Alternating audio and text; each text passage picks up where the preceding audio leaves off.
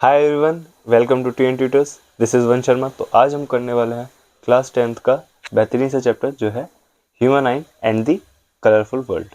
ठीक है, तो ये क्लास 10th के काफ़ी इजी चैप्टर्स में से एक है। ठीक है, तो बिना किसी डिले के हम स्टार्ट करते हैं।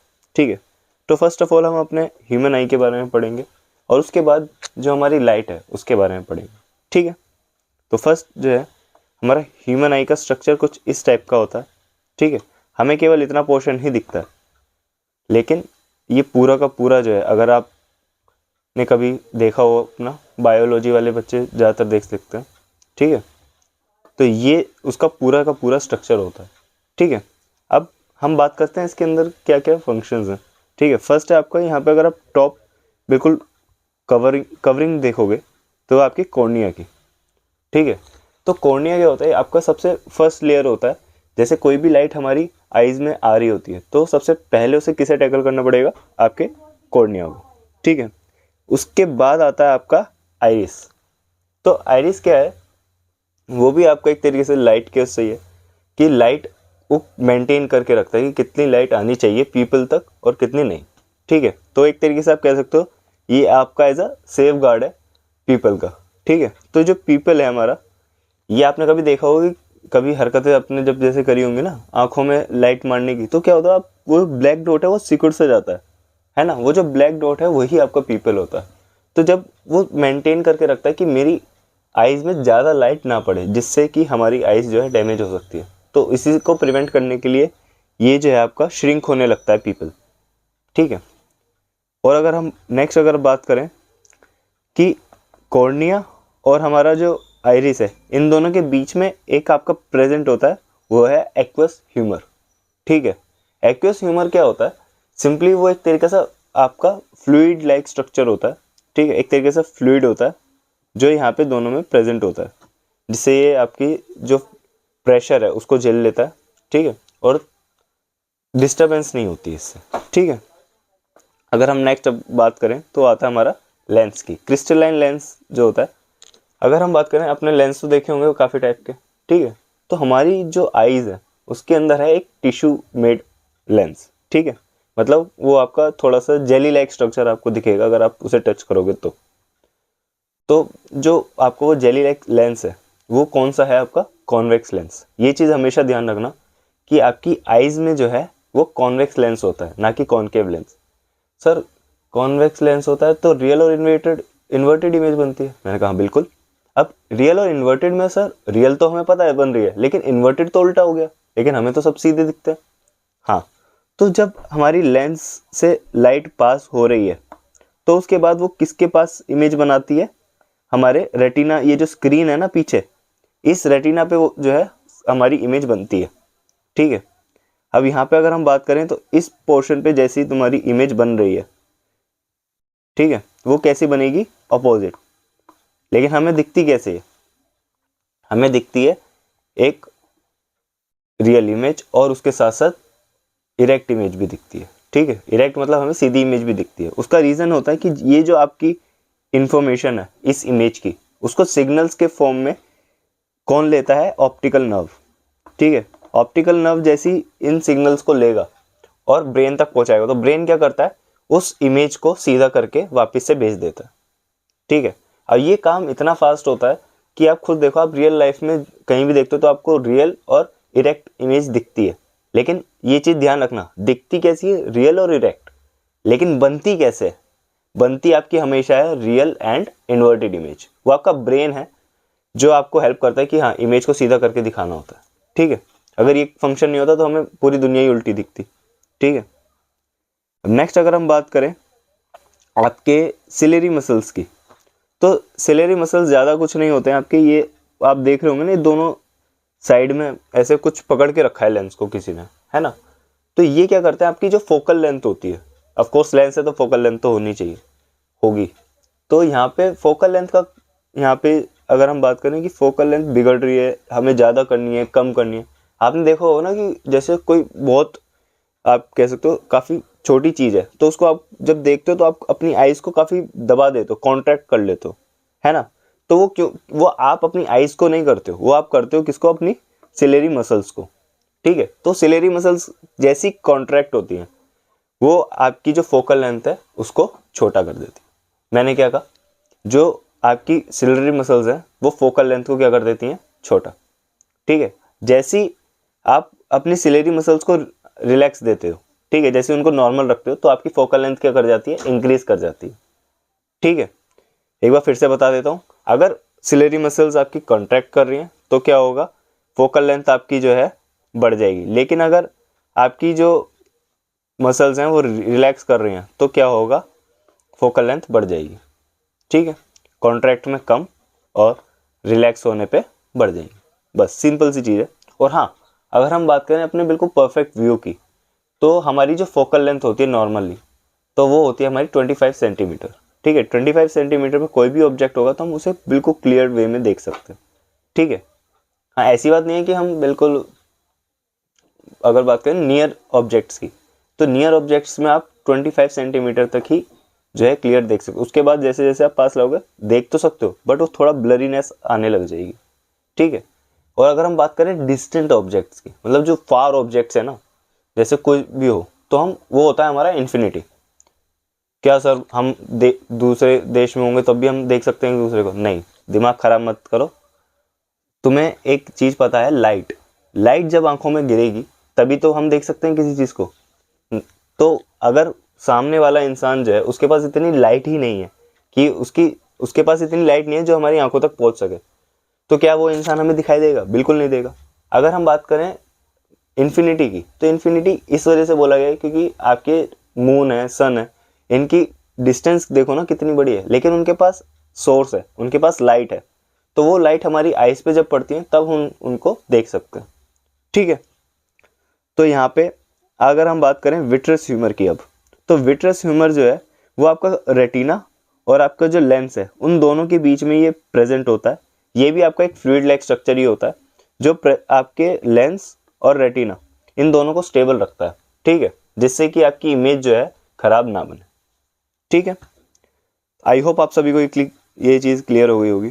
ठीक है। और अगर हम अपने आई बॉल का डायमीटर की बात करें, कि जो हमारा स्फेरिकल शेप एक तरीके से अगर आप देखोगे, ठीक है, तो ये स्फेरिकल शेप जो है आपकी, इसका डायमीटर जो होता है आपका होता है अराउंड 2.3 सेंटीमीटर। ठीक है। तो यहाँ पे भी शायद इन्होंने लिखा होगा, the eye ball is approximately spherical in shape with a diameter of about 2.3 centimetre. ठीक है। आगे बढ़ते हैं। अब यहाँ पे इन्होंने सेम चीज़ बोली है कि पावर ऑफ अकोमोडेशन। ठीक है। मतलब जैसे जैसे आप अपनी पावर, सिंपल सी क्या होती है आपकी, इनवर्सली प्रोपोर्शनल होती है 1/f के, है ना। यहाँ पे P इक्वल्स टू क्या होता है, 1/f। अगर आपकी फोकल लेंथ बढ़ेगी तो पावर गिरेगी, है ना। तो यही चीज़ यहाँ पे बताइए। ठीक है। अगर ये इनफाइनाइट हो जाएगा तो पावर क्या हो जाएगी आपकी, 0। ठीक है। अगर ये आपका इनफाइनाइट हो जाएगा। चलो आगे बढ़ते हैं।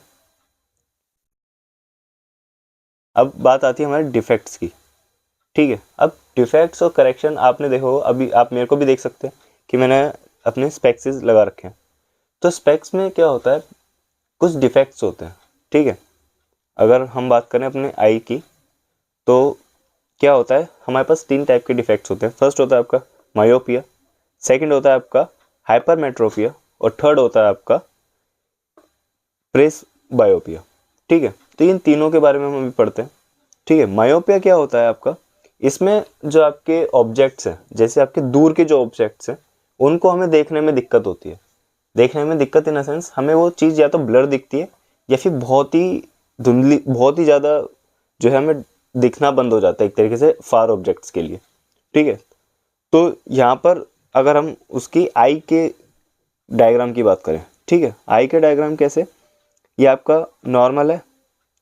ठीक है। नॉर्मल आई से ये आपको कोई एक दूर है ऑब्जेक्ट, ठीक है, उसकी आपकी लाइट आई, ठीक है, लेंस पे गिरी और उसने यहाँ पे रेटिना पे इमेज बना दी। ठीक है। लेकिन अगर हम बात करें मायोपिया आई की, तो वहाँ पे क्या होता है, आपकी जो ऑब्जेक्ट है कहीं दूर है और यहाँ से जैसे जैसे आपकी लाइट आ रही है तो यहाँ पे आप देख सकते हैं कि ये जो है ये यहीं पर ही इमेज बना रही है, जबकि बननी कहाँ पर चाहिए थी, आपकी कॉर्निया, रेटिना पे। लेकिन रेटिना पे तो इमेज बन नहीं रही है, तो ये कहीं बीच पे ही बन रही है, तो इसी वजह से हमें जो है क्लियरनेस नहीं होती है।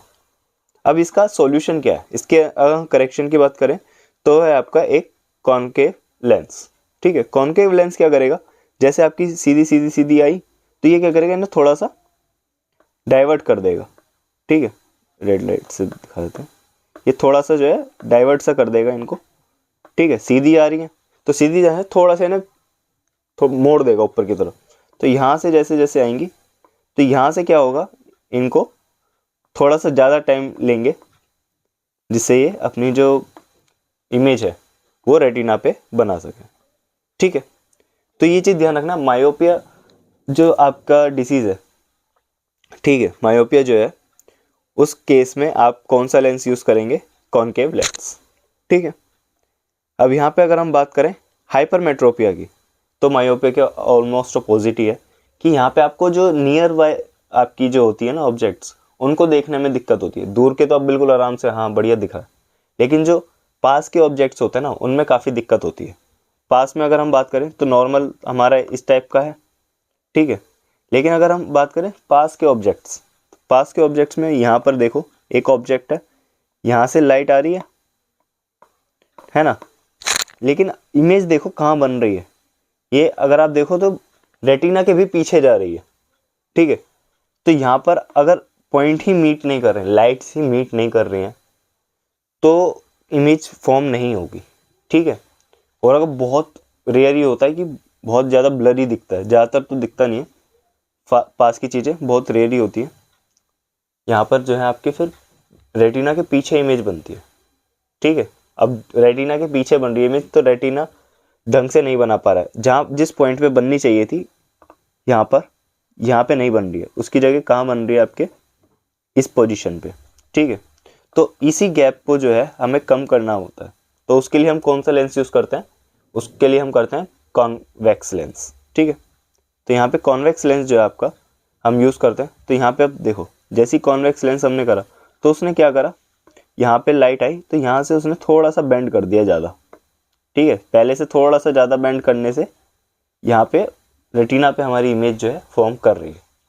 ठीक है, काफ़ी सिंपल है, ये चीज़ आपको याद रखनी पड़ेगी कि हाइपरमेट्रोपिया में क्या यूज़ होता है आपका, कॉन्वेक्स लेंस, और मायोपिया में कौन सा लेंस होता है आपका, कॉनकेव लेंस। ठीक है, आई होप क्लियर हो रहा होगा आप सभी को। ठीक है, अगर कोई भी डाउट होता है तो कमेंट सेक्शन में आप बिल्कुल ओपन है, बिल्कुल बताइए वहाँ पे।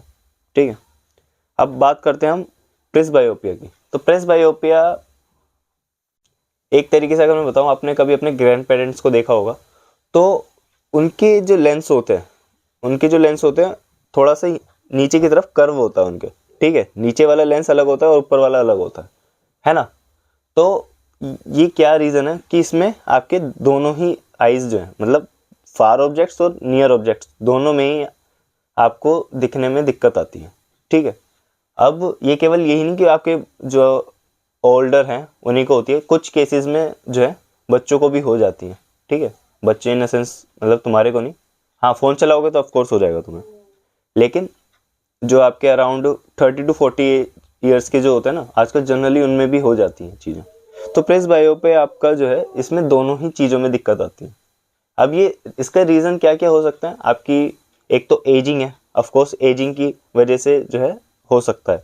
दूसरा कि आपके जो हम बात करें कि जो आपका वो था आई लेंस और रेटिना, इसमें भी दिक्कत आ सकती है। ठीक है, आपने काफ़ी डिजीज़ भी सुनी होंगी आइज़ से रिलेटेड, जो लेंस में दिक्कत आ जाती है हमारे आइज़ की। ठीक है, तो इनका जो रीज़न है वो केवल यही है।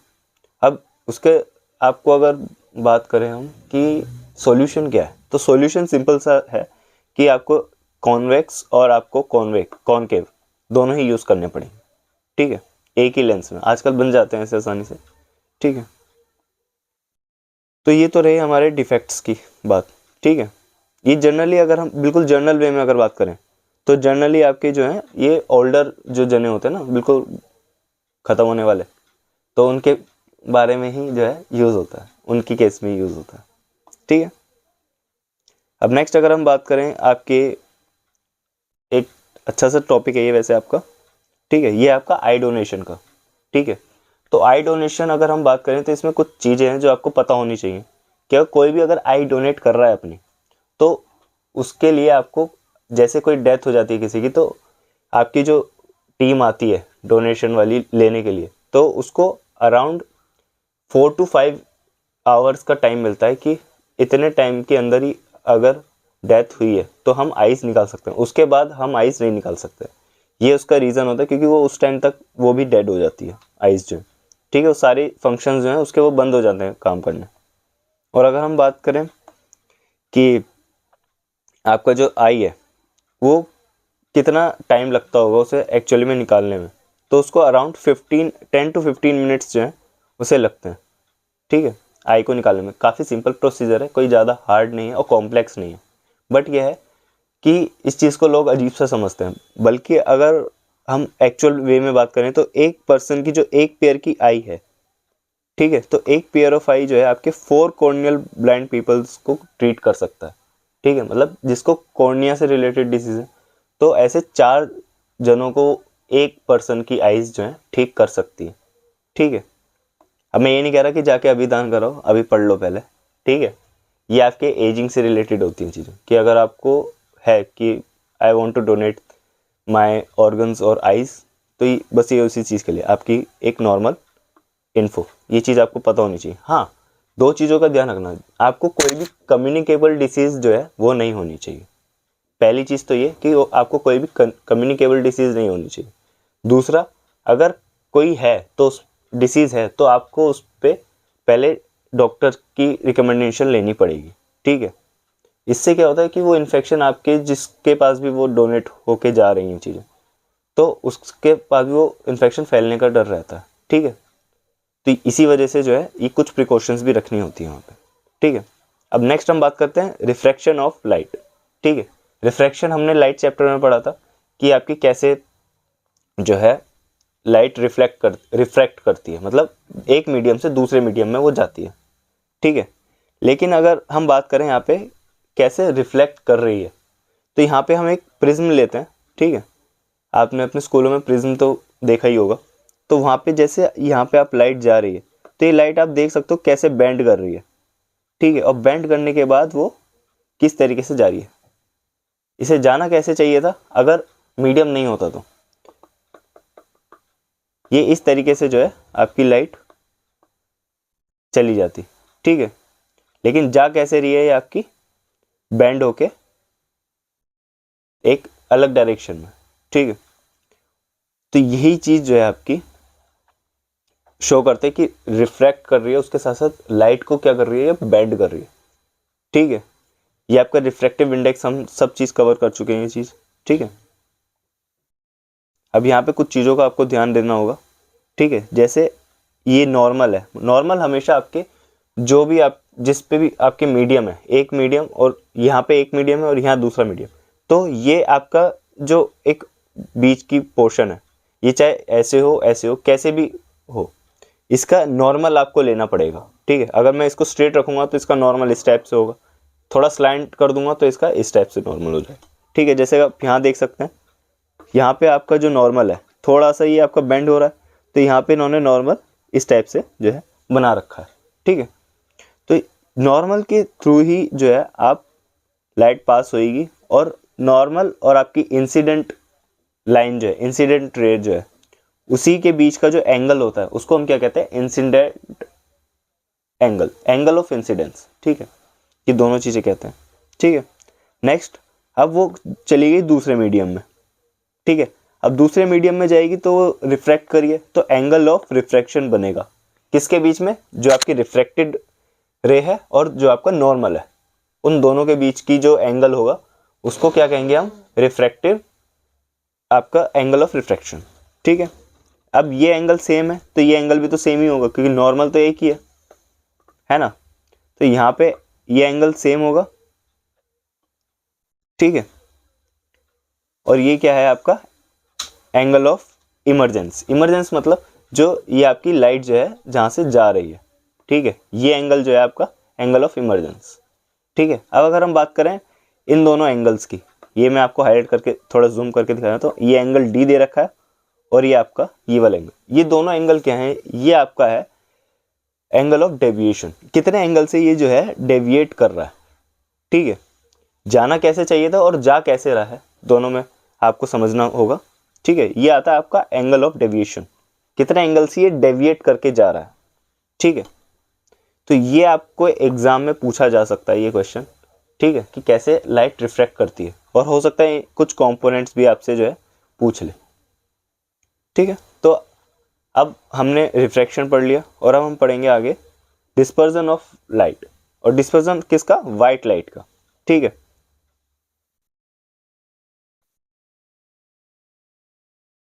अब यहाँ पे अगर हम बात करें डिस्पर्जन की, तो डिस्पर्जन आप यहाँ पे देख सकते हैं कि वाइट लाइट जो है यहाँ पे एक वाइट लाइट की बीम यहाँ पे पास करी गई है, ठीक है।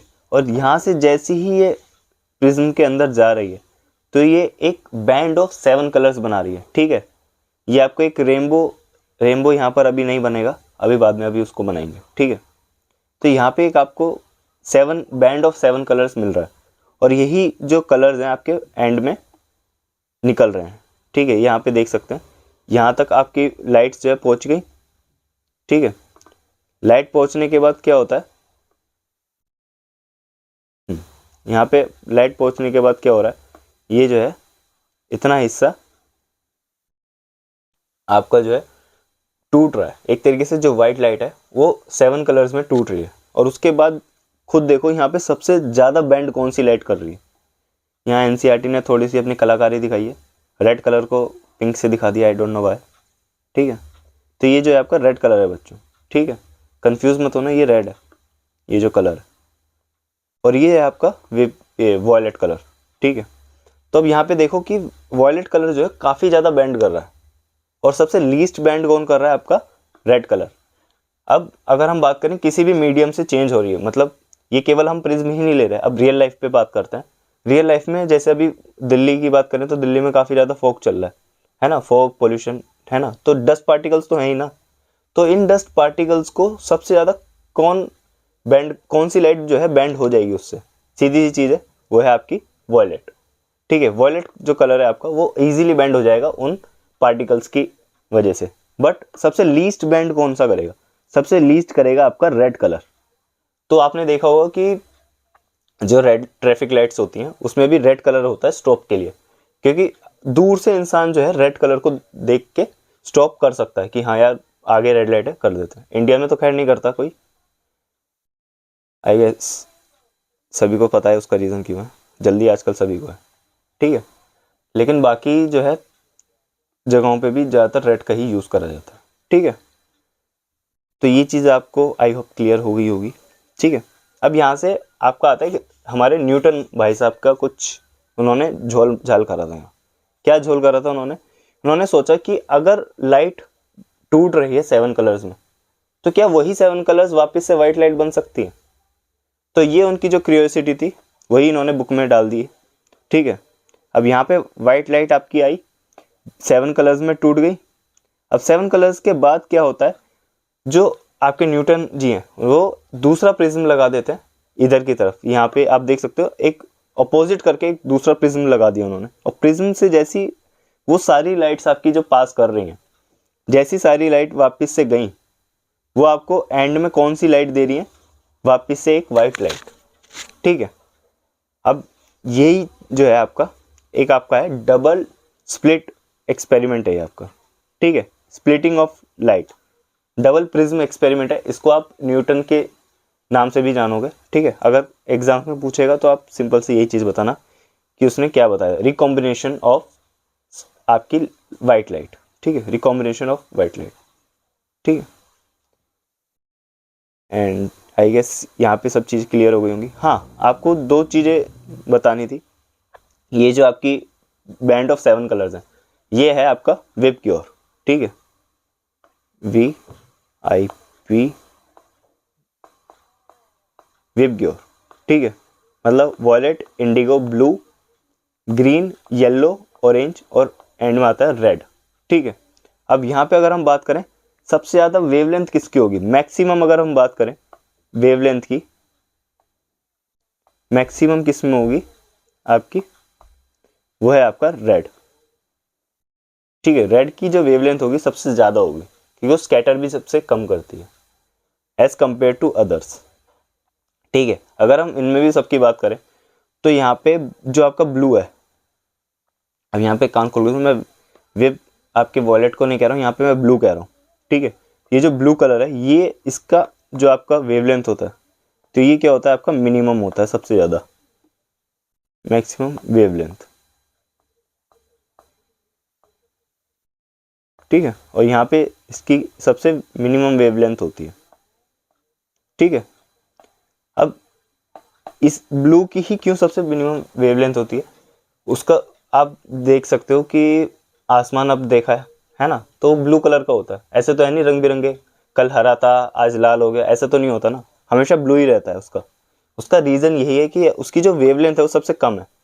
अब अगर उसकी वेवलेंथ कम है तो यहाँ पर क्या होगा, जो आपकी लाइट है जो आपकी आएगी वो आके आपके एटमॉस्फेयर में भी आएगी, है ना। तो एटमॉस्फेयर में जैसी वो आएगी लाइट आपकी, तो लाइट आते ही यहाँ पे वो सबसे पहले तो हमारे एटमॉस्फेयर के पास आएगी। एटमॉस्फेयर से वो जैसी टूटेगी लाइट्स, जो आपकी बैंड है वो जैसी ब्रेक होगा, तो उसमें सबसे ज़्यादा आपकी जो कम वेवलेंथ वाला है उसको आपको सबसे ज़्यादा दिक्कत आने वाली है। क्यों? क्योंकि जो ब्लू लाइट है वो हर एक पार्टिकल्स के साथ जो है कोलैप्स करेगी। ठीक है, जैसे ही वो कोलैप्स करेगी तो वो स्कैटर कर जाएगी। ठीक है, आपने आई गेस अभी एक ट्रेंड भी चला था इंस्टाग्राम का, वो हल्दी वाला ट्रेंड, है ना। तो इसी टाइप से जो है होता है, बस वहाँ पे वाटर की जगह एटमॉस्फेयर ले लो और जो आपकी हल्दी है उसकी जगह आप ब्लू लाइट ले लो। ठीक है, वो हल्दी की जगह आप पार्टिकल्स ले लो और वाइट की जगह ब्लू लाइट ले लो, बस इससे ज़्यादा और कुछ नहीं है। क्योंकि ब्लू लाइट जब स्कैटर करती है ना तो पूरी आपकी एटमॉस्फेयर में वही आपको दिखती है, बस यही चीज़ है इसमें। ठीक है, चलो आगे बढ़ते हैं। अब हम बात करते हैं रेनबो की, आपका फेवरेट टॉपिक आ गया अब। ठीक है, अब यहाँ पे रेनबो का फॉर्मेशन हम बताते हैं कैसे होता है। अब जैसे लाइट हाई, अच्छा रेनबो तो पता है ना कि कब आता है, जब बारिश हो जाती है ना। तो बारिश से पहले क्यों नहीं दिखता है, बारिश के बाद ही क्यों दिखता है, उसका ये रीज़न है क्योंकि जब रेन हो जाती है, जब बारिश हो जाती है, तो आपकी जो एरिया है वहाँ पे पानी आ जाता है ना। तो जो रेन ड्रॉप्स होती है ना, वो जैसे ही उनके ऊपर वाइट लाइट गिरती है, सन की जो लाइट होती है वो गिरती है, तो वो क्या करता है, वो उनको तोड़ देता है, उनको उनको ब्रेक कर देता है। ठीक है, उनको डिस्पर्स कर देता है 7 कलर्स ऑफ बीम में। ठीक है, उन बैंड को वापस से इस तरीके से वो भेजता है और भेज के ये वापस से आपके एटमॉस्फेयर में आ जाते हैं। तो यही रीज़न होता है आपका इतने बढ़िया से जो आपकी एक बैंड ऑफ 7 कलर्स जो है दिखने का। ठीक है, देख लो हर चीज़ के पीछे साइंस है। अब इसको जादू टोना मत बोलना बिल्कुल भी। ठीक है, अब नेक्स्ट अगर हम बात करते हैं तो आपका एटमॉस्फेरिक रिफ्रैक्शन। मैंने अभी यही चीज़ बता रहा हूँ कि जैसे आपकी लाइट आती है, ठीक है, तो जैसी लाइट एटमॉस्फेयर के अंदर आती है तो एक सीधी आने के बजाय एक बैंड होके आती है। ठीक है, वो थोड़ी सी बैंड हो जाती है। यहाँ पे अगर आप स्टार्स को देखोगे तो स्टार जो है उसकी जो लाइट है वो कैसे आएगी, बैंड होके। ठीक है, ये बैंड होके हमारी आंखों पे पड़ी, लेकिन हमारी आइज क्या करती हैं, उसको बिल्कुल स्ट्रेट जो है उसको बिल्कुल स्ट्रेट देखती हैं। ठीक है, स्ट्रेट होके ट्रैक करती हैं। एक्चुअल में होता यहाँ पर है स्टार, लेकिन दिखता कहाँ पर है हमें, थोड़ा सा उससे ऊपर। और इसी को क्या कहते हैं, इसकी अपेरेंट पोजीशन। इसकी रियल पोजीशन जो है वो कहीं और होती है और अपेरेंट जो हमें दिख रही होती है। ठीक है, यही रीजन होता है। ठीक है, क्योंकि वो जब लाइट आपकी आती है तो वो एटमॉस्फेयर के रिफ्रैक्शन की वजह से वो बेंड कर जाती है। ठीक है, और बेंड करने के बाद जब हमारी आइज उसे ट्रेस करती हैं तो वो एक बिल्कुल स्ट्रेट लाइन में ट्रेस करती हैं। ठीक है, जिस वजह से हमें जो है स्टार जो है थोड़ा अबव दिखता है। अगर हम बात करें जनरल वे में तो थोड़ा सा अबव दिखता है एक्चुअल पोजीशन से। ठीक है, तो यही आपका है ट्विंकलिंग ऑफ स्टार्स। ठीक है, और ट्विंकल इसलिए करते हैं क्योंकि स्टार के पास लाइट होती है। प्लैनेट्स क्यों नहीं करते हैं, क्योंकि उनके पास खुद की लाइट नहीं होती है, खुद का सोर्स ऑफ लाइट नहीं है। ठीक है, अब बात आते हैं आपका एडवांस सनराइज और डिले सनसेट। तो इन दोनों में आपका जो है 2 मिनट्स का गैप होता है। ठीक है, अगर हम सनराइज की बात करें तो 2 मिनट पहले सनराइज दिखेगा, और अगर सनसेट की बात करें तो वो भी आपको 2 मिनट लेट दिखेगा। उसका रीज़न क्या होता है, जैसे यहाँ पे आप देख सकते हो कि आपका जो है अभी सनराइज होने वाला है, ठीक है। तो यहाँ पे राइज होते होते होते होते ऐसे बेंड हो गई ना लाइट। अब खुद देखो यहाँ पे थोड़ी सी, यहाँ पे आते आते वो बेंड हो गई, ये इतना पोर्शन। अब यहाँ पे इस महानुभाव को दिख रहा है कि यहाँ पे मेरे पास लाइट आ गई है। तो अब ये क्या करेगा, इसको ट्रेस करेगा, ठीक है। यहाँ पे ऐसे ऐसे ट्रेस करके, ये एक्चुअल पोजीशन यहाँ है सन की, लेकिन उसे दिखा कहाँ रहा है, थोड़ा सा ऊपर। अभी अगर हम सच में बोलें तो यहाँ पे जो है उस सन जो है हमारा एक्चुअल में राइज नहीं करा है, बट हमें थोड़ा सा पहले दिख जाता है सन, ठीक है। इसी को क्या कहते हैं हम, एडवांस सनराइज। और सनसेट के टाइम पे भी ऐसे ही होता है कि आपका जो है सन जो है नीचे जा रहा होता है, लेकिन उसकी जो आपकी लाइट है वो आपको थोड़ी सी ऊपर दिखती है, ठीक है। तो यही आपके रीजन होते हैं इसके, ठीक है। नेक्स्ट अगर हम बात करें स्कैटरिंग ऑफ लाइट, तो स्कैटरिंग ऑफ लाइट, अभी मैंने आपको बताया कि हमारा जो एटमॉस्फेयर है वो लाइट को स्कैटर कर देता है, और हमें इसी वजह से जो है ब्लू कलर दिखता है आसमान में, ठीक है। तो स्कैटरिंग ऑफ लाइट सिंपल सी अगर हम बात करें तो लाइट जो है स्मॉल स्मॉल पार्टिकल्स जो होते हैं उनसे टकराती है, और टकराने के बाद जो है फैल जाती है, ठीक है। तो वही जो है आपका स्कैटरिंग ऑफ लाइट बन जाता है। टिंडल इफेक्ट जी, हाँ अगर हम बात करें टिंडल इफेक्ट की, तो भी आपका एक तरीके से हम लिक्विड में बात कर रहे हैं उसको, ठीक है। लिक्विड में भी कह सकते हो, या फिर उसका सिंपल सा रीज़न यही है कि किसी भी पार्टिकल की वजह से आपकी जो लाइट है वो स्कैटर कर रही है, ठीक है। और वो एटमॉस्फेयर में हर जगह फैल रही है, ठीक है। स्कैटर करेगी तो ऑफकोर्स वो हर जगह गिरेगी, तो यही रीज़न होता है। और ये हमने अभी आपको बताया कि आपका स्काई जो है ब्लू कलर में क्यों होता है, ठीक है। उसका यही रीज़न है कि आपकी जो ब्लू कलर है और जो आपकी ब्लू लाइट है उसकी वेवलेंथ सबसे मिनिमम है, और मिनिमम है तो उसका रीज़न यही है कि जब वो मिनिमम वेवलेंथ के साथ जाता है, ट्रैवल करता है, तो जो आपके पार्टिकल्स हैं, स्मॉल स्मॉल पार्टिकल्स हैं, तो वो उनसे टकरा जाता है। बाकी जो वेवलेंथ्स वाली है ना लाइट्स, तो वो तो झेल लेती हैं, वो तो बाहर आगे भी निकल जाती हैं, लेकिन ब्लू वाली क्या करती है, उससे टकरा के और अपनी लाइट्स को जो है स्कैटर कर देती है। तो इसी के साथ जो है आपका चैप्टर खत्म होता है, ठीक है। कुछ क्वेश्चंस हैं आपके, देख सकते हो, काफ़ी इजी क्वेश्चन है। जैसे स्टार आपके ट्विंकल क्यों करते हैं, ठीक है। अरे उनके पास खुद की लाइट है तो वो ट्विंकल क्यों नहीं करेंगे, ठीक है। आपको प्लैनेट्स क्यों नहीं ट्विंकल करते हैं, प्लैनेट्स क्यों आपको चमकते हुए नजर नहीं आते, क्योंकि उनके पास खुद की लाइट नहीं है, ठीक है।